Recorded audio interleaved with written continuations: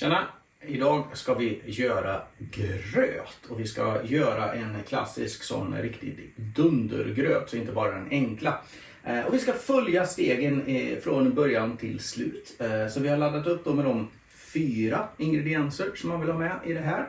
Det är hela linfrön, det är solroskärnor, det är fiberberikade havregryn och det är dinkelflingor. Så det kan vara väl värt att köpa hem för den som inte har sånt hemma.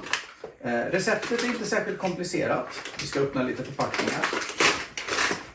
Man börjar med 8 deciliter utav dinkelflingorna. Decilitermått. Dinkel. Och så räknar vi. 1. 2. 3. 4. Och det här är då ingen exakt vetenskap, så att är de inte helt exakt 1 deciliter så överlever man. 5. 6. 7. Och 8. Dinkeldelen är gjord. Nu ska vi ta havreflingor. Det finns många olika tillverkare av havreflingor och i stort sett spelar det ingen som helst roll för det smakar ungefär samma. Men jag tycker att det är bra att använda de som är fiberberikade. Vi tror det blir bra, så vi kör med de fiberberikade. Även detta ska vi ha 8 stycken utav, så vi räknar 1. 2. 3.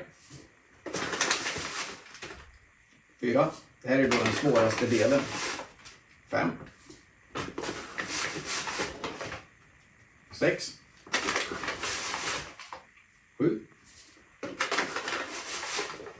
8. Nu kan man säkert göra detta på ett sätt som man inte spiller havreflingor överallt. Men det har liksom inte jag riktigt knäckt än. Linfrö ska vi ha 1 deciliter utav.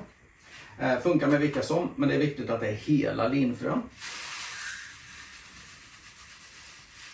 Det är också bra att inte ha i allt för mycket linfrön. Här råkade det vara precis 1 deciliter kvar, så det var ju perfekt.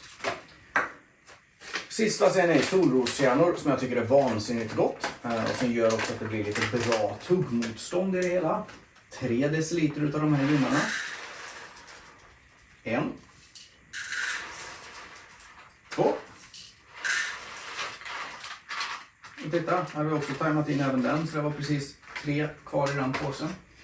Och sen har vi då kvar veva om steget. För just nu ser det helt sånt ut. Men det vill vi ju inte, för då kommer det vara väldigt mycket. Och här kan man ta vilken vev som helst. Jag tycker om den här liksom fancy vispen som jag inte riktigt vet vad den heter. Men den blir väldigt bra att röra runt med. Och här är det då väl värt att lägga lite tid. Och som ni ser så spiller jag, för det är så det funkar.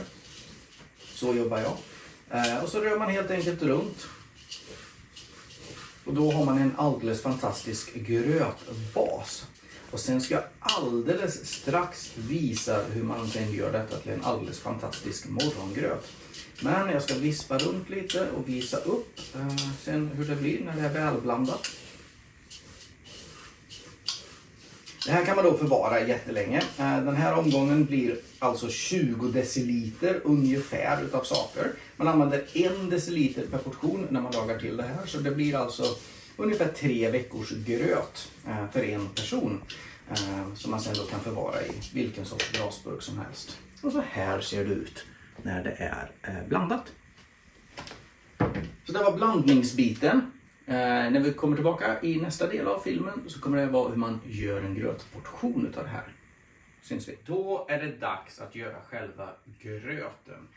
Första delen av filmen gjorde vi den fantastiska grötbasen. Trixet med det här är att man gör banangröten utav det också. Det här är en personlig favorit som jag har lagat av och till i halva mitt liv ungefär. Så det är många år som jag har lagat banangröt. Vi börjar med basen. Någon sorts banankniv. Vilken kniv som helst går bra. Jag gillar att kalla det en banankniv. För det låter lite coolare. Man behöver inte ha den utrustningen. En halv banan per person om bananen inte är jättestor. Man delar bananen. Så långt är det inte jättekomplicerat. Man mosar bananen. Här gillar jag att mosa den ganska noga till en massa. Ordningen här är viktig. Man vill mosa bananen innan man tar i grötblandningen, annars blir det väldigt komplicerat i onödan. Så man mosar upp bananen väl, tallriken. Man tar 1 deciliter utav grötblandningen per portion, funkar ypperligt. In med denna och sen ska vi då i vatten. Här har jag gjort det fancy eftersom jag har förberett mig, annars tar jag det bara ifrån kranen eftersom det går alldeles ypperligt. Det jag har kommit på som funkar bäst för mig är att man tar 1 3/4 deciliter vatten. Här beror det lite på hur mycket banan man har i, men 1 3/4 funkar alldeles bäst för mig. Man häller i detta och sedan är ju då hemligheten att man mixar det en gång till så att man får en alldeles mumsig och god banangrötsblandning som inte blir så visuellt fin.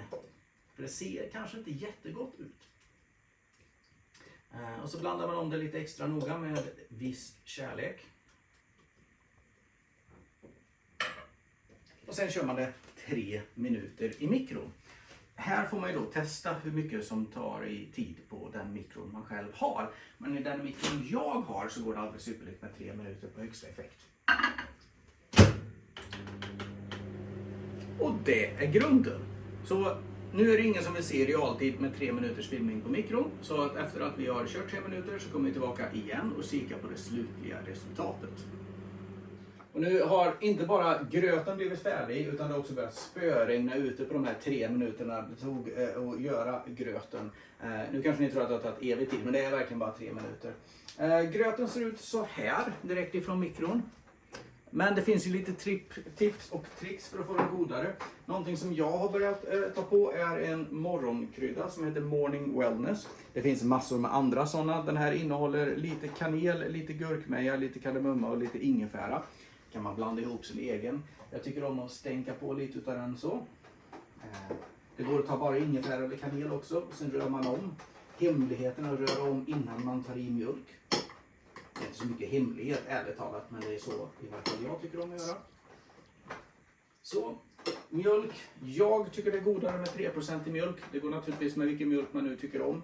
Men jag tycker att det blir lite godare smak med det här. Och så häller man på efter vad man vill ha. Och så ser det ut så här. Och detta är då hela vägen i hur man gör vad jag tycker den godaste tänkbara gröten. Så man kan äta till en nyttig frukost. För trixet med banangröt och den här gröten, varför man ska ha den där. För det första så är det nyttigt. Gröt är alldeles fantastiskt bra för att äta. Det sänker blodtrycket om man har problem med det. Det är mycket fibrer, det är väldigt bra. Det andra är att det är väldigt ekonomiskt. Därför att gröt blir inte jättedyrt till frukost och det är bra att veta. Och det tredje som man ska komma ihåg är att det är väldigt miljövänligt. För i allmänhet så är det frön och havre etc. som är hyfsat närodlat och som inte belastar miljön så mycket. Så att en bra grötfrukost är alltså god, nyttig, ekonomisk och bra för miljön och för dig. Och detta var tipsen i hur vi gör en bra gröt. Tack!